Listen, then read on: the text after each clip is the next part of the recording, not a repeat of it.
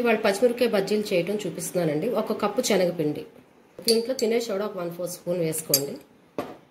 Salt టేస్ట్కి సరిపోయినంత వేసుకోండి. దాంట్లో వాటర్ పోసి బాగా కలుపుకోండి.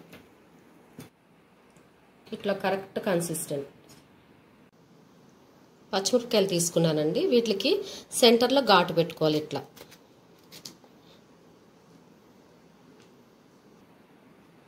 పచ్చిమిరపకాయలన్నీ ఘాట్లు పెట్టుకున్నానండి. ఇప్పుడు దాన్ని ఫిల్ చేయడానికి పౌడరు, ఇది వామ్ పౌడర్ ఒక 2 టేబుల్ స్పూన్లు. దాంట్లో ఉప్పు వేయాలి సరిపోయినంత టేస్ట్కి. తర్వాత శనగపిండి ఒక 1/2 స్పూన్ వేయాలి. బాగా కలుపుకోవాలి. ఇప్పుడు ఘాట్లు పెట్టుకున్న పచ్చిమిరపకాయలు ఈ పౌడర్ నింపుకోవాలి. ఇలా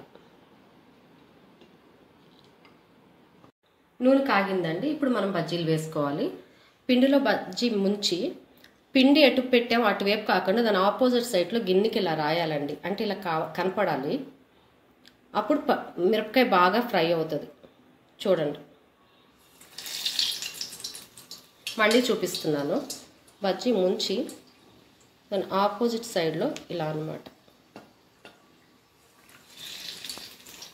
బజ్జీలన్నీ వేసానండి. ఇప్పుడు కొంచెం కాలిన తర్వాత తిరగేసుకోవాలి.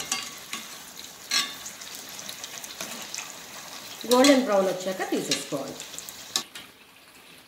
బజ్జీలు కలర్ మారినాయి చూడండి, ఉడికిపోయినాయి కూడా. ఇప్పుడు తీసేద్దాం మనం.